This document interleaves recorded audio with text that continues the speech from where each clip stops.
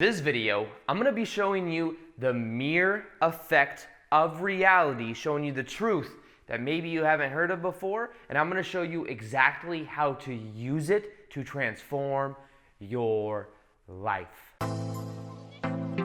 Welcome back to another video. My name is Aaron, and I help people expand their consciousness.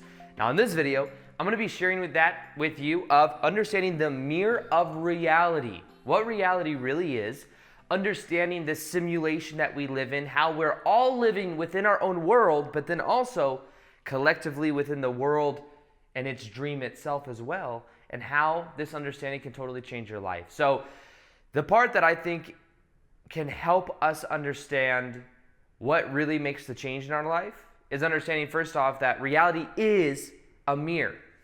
And this isn't necessarily a metaphor.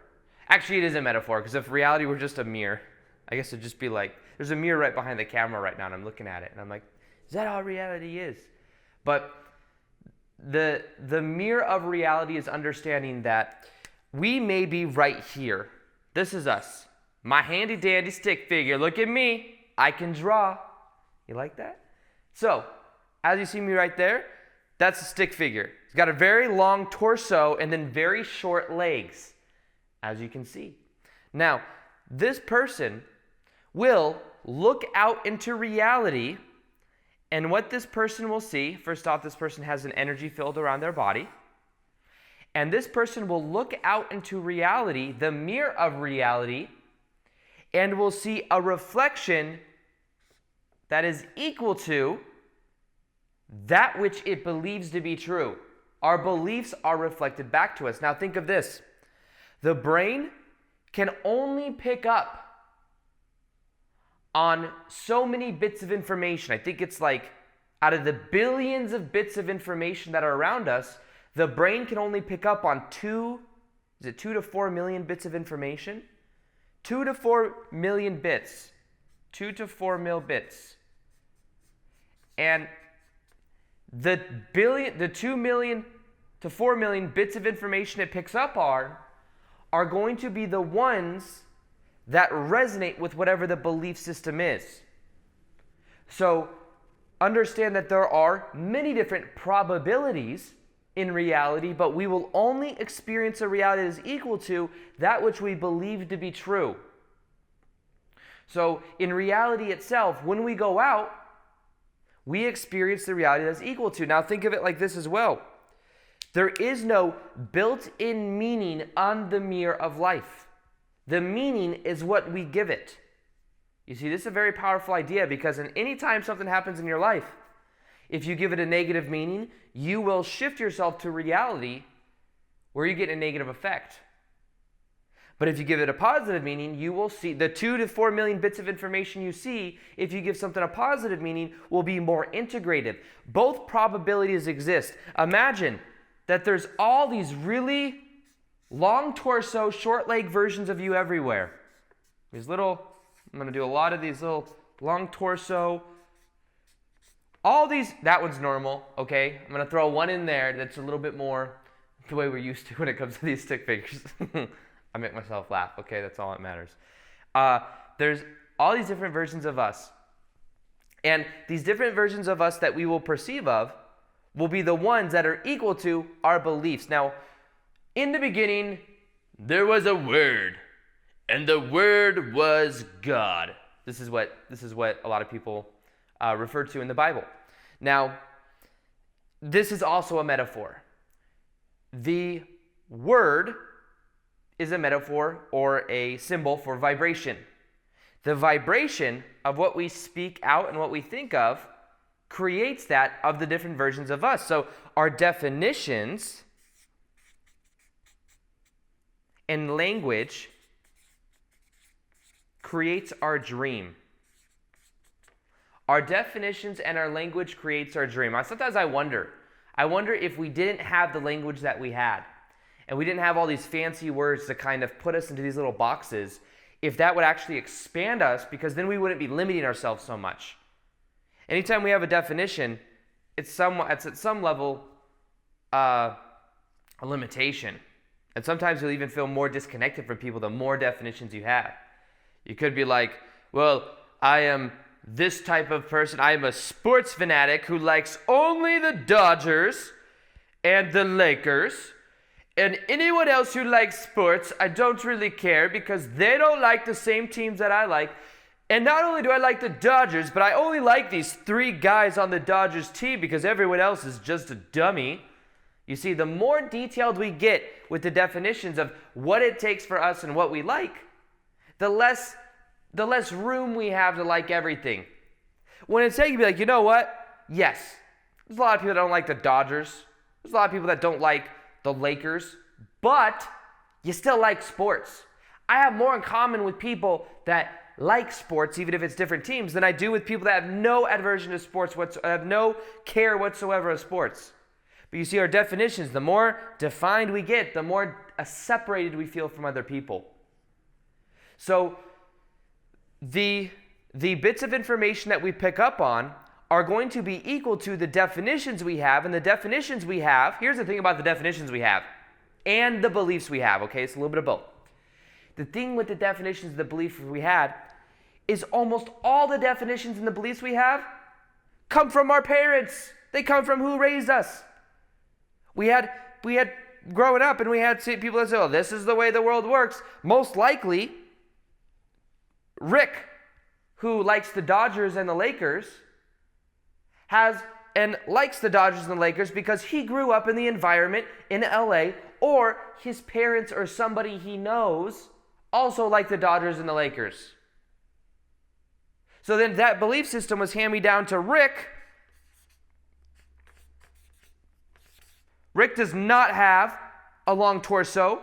He is proportional, and he is very proud of it. So there's Rick right there, and his Dodgers. Yay, Dodgers. I have no idea what the Dodgers symbol is because I do not watch baseball, but I know who they are because I hear the name all the time.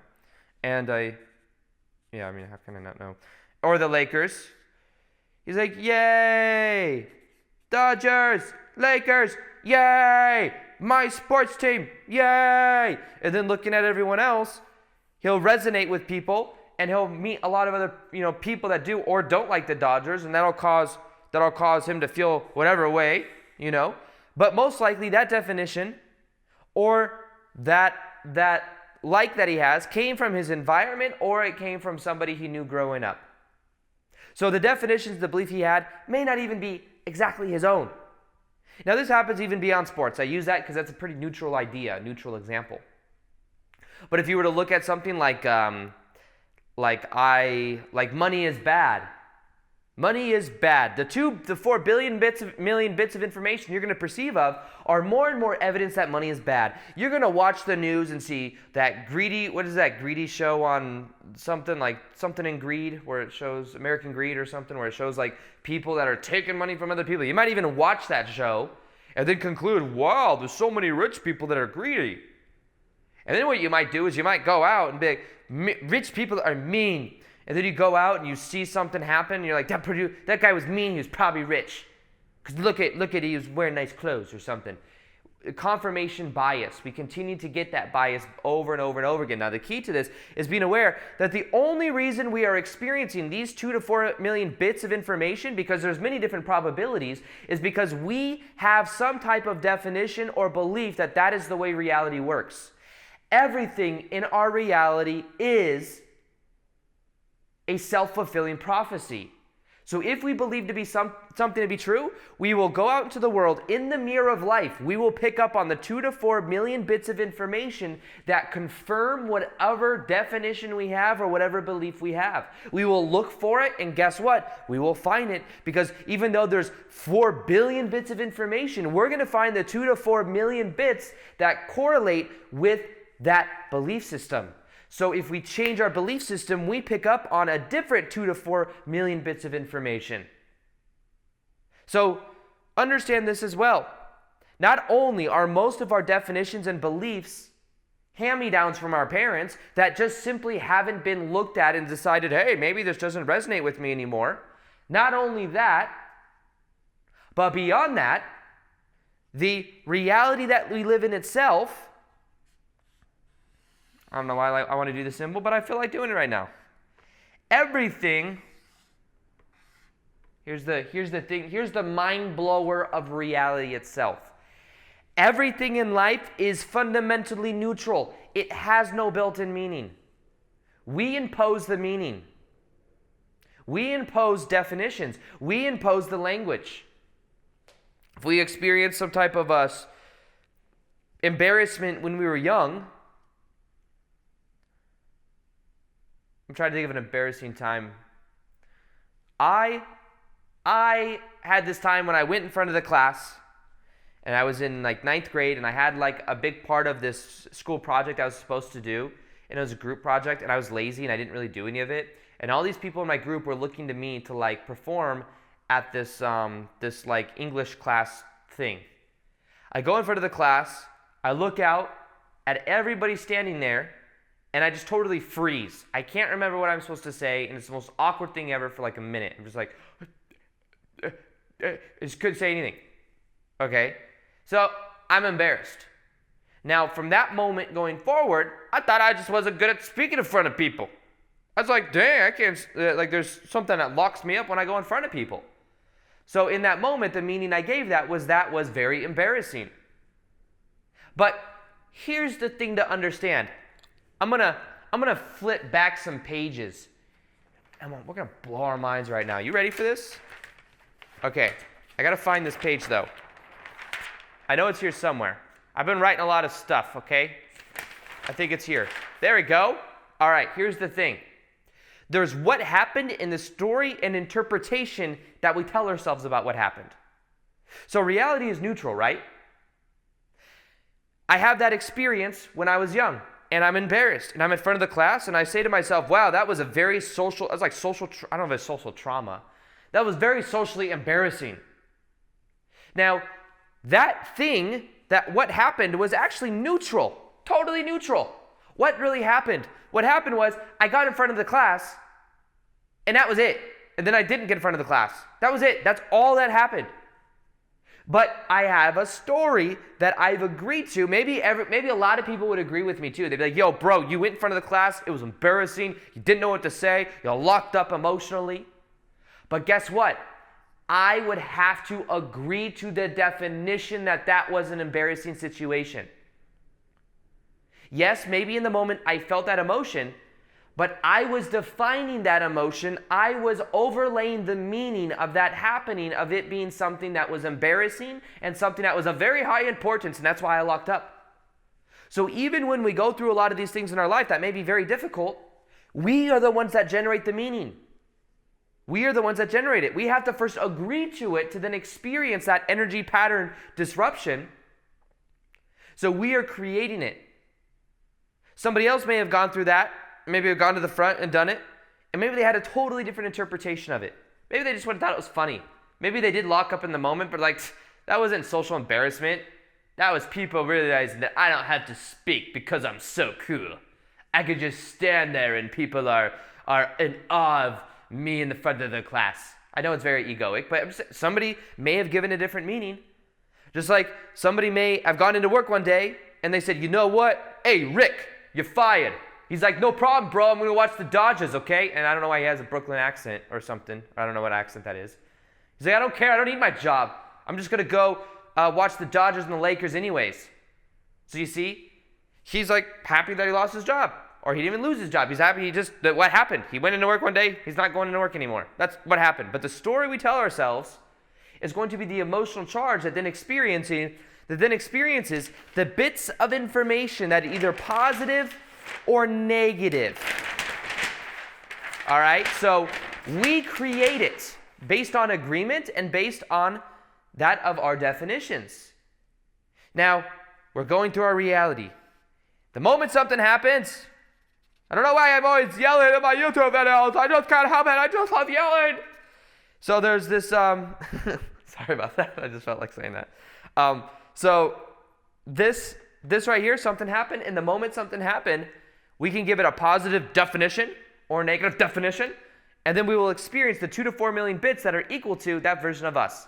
So you could say there's one version of us, really long torso still, nothing's changed, okay? Nothing's changed. And maybe he's very happy because he experienced something positive. But then there's also a version of you, still has a long torso, is sad. Now the definition says yes, no. So each one will depend upon what it's overlain with reality. Now here's the thing too. When you have these definitions and you go out into the world, people will feel this expectation of you. They will feel this energetic pull on you, and they will reflect that back to you. So if you go out and you say, have you seen that Gloria is always giving me this eye? She's always giving me this weird look. And then I know she's thinking something negative about me. She's probably talking gossip about me. And she's always bringing up negative things. Okay, so you go out into the world, you have this belief about Gloria. Or maybe you have this belief about people in general. You go out into the world, the 2 to 4 million bits of information you're going to notice is you may even interpret Gloria when she's not being negative, but you'll interpret it as negative. Or you'll interpret it as related to you, and really it may have nothing to do with you at all. So you see, these definitions we have and these expectations will pull out of different people, different characteristics. I was at the gym recently in the sauna, and there's this guy that's always negative. I have this story about how he's negative. And going in, I was in the sauna, I was like, he's here, he's going to tuck my ear up. I don't want to listen to it. I was like, just had this story. Because sometimes I'm trying to listen to my audiobook, and he just wants to talk about weird things. Wants to talk about let's talk about how corrupt the government is and stuff. And I'm like, dude, I don't want to go here right now. I just want to sit in 180-degree sauna. That's it. But then I listen. I'm like, oh, okay. Is that your reality? That's your story? Okay. And I understand that the government is corrupt. I understand that. But I don't necessarily care to focus on it. I got other stuff to do. Okay? I got other stuff to do in my dream of life. So I listened to him. And then eventually I was like, you know what? I have this story about how he's always talking about stuff I don't really care about. I said, you know what? I'm going to steer the direction in a different way.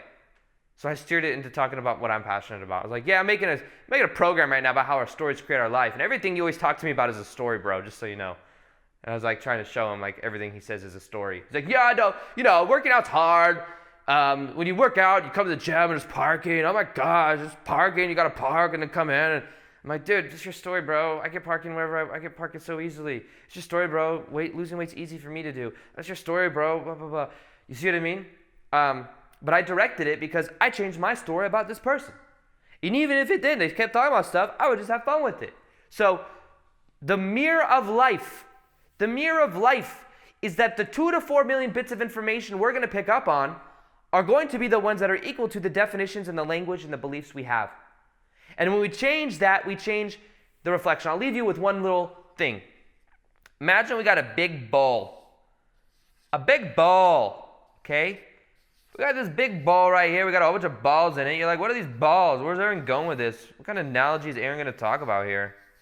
We got this big bowl. Let's say it's a glass bowl. Glass bowl.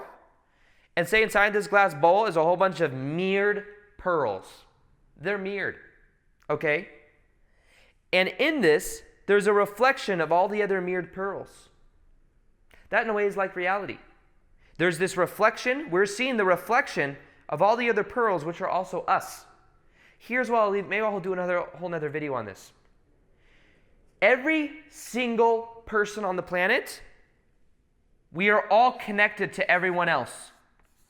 We all are connected to everyone else. It's not really a hierarchy like this, but just to give you this example, we're all connected to everyone else. And at the greater spiritual level, we are all one. That is why what you put out is what you get back, because we're all connected. So the mirror of reality is understanding that because we're all connected, we will always get that reflection back. And the key is being aware of the definitions and what you're putting out, because what you're putting out, you are getting back. You put a lot of good out in the world, you'll get some good back. You'll get a lot of good back if you put out a lot of good. So be aware that everything in reality is a reflection, because we are all the same being at a greater level, dreaming that we are separate. This is a dream. We create our own dream, and then everyone has their own dream as well. And then there's a dream of the collective consciousness that we call society. So be aware of what your dream is, and if you don't like a dream, change the way you interpret the dream. If you change the way you interpret the dream, you will then choose which 2 to 4 million bits of information, and you will start to see the happy view. You will be okay with having a long torso and little legs, okay? You're going to be totally okay. You might run like this because you can't spread your legs too far, but it's still okay. You want to know why it's okay? Because you can interpret that whatever way you want. You can interpret the 2 to 4 million bits of information that your brain is picking up. You can perceive of the ones that you like. So it's okay that you got long torso, little legs, because damn it, can you run? And run you will. Okay, run you will, and you will enjoy your life. And if you like the Dodgers, if you like the Lakers, whatever it is, just be aware that may have come, that you may still play that game. You might be still the game. I still like sports, Aaron. You're not going to convert me to not like sports. I'm not trying to. I'm just trying to show that a lot of our definitions, a lot of the things that we like come from our environment, come from our parents. And we realize that, we can start to take more direct control and choose the meanings we give things in our life. The moment something happens, give it a positive meaning, you experience the positive timeline. Both probabilities exist. You can only pick up on 2 to 4 million bits of information, and you will perceive of the one that is equal to that positive thing. But if you give it a negative meaning, right under that pearl bow, there we go, negative, So, give things positive meaning, you'll experience more of a positive thing. The 2 to 4 million bits of information you pick up on will become the probabilities you prefer. The more you realize that what you choose to perceive of is going to be the reflection that you get. So we're all connected. I hope you like this video. If you like this video, let me know. Do you want more with the easel? You guys like the easel? You guys like my really cool drawing stick figure stuff? Does it help wire in these ideas? Let me know below. Also, I have a meditation that will help you to raise your vibration. Raise your vibration. You listen to it for 21 days and it'll transform your life. It's in the top description box below. Also, I got an Instagram page where I do a lot of live Q&As. Sometimes I talk in accents, sometimes I don't.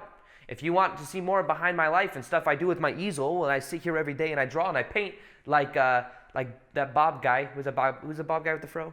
I forget. Bob Hope? No. That's someone else.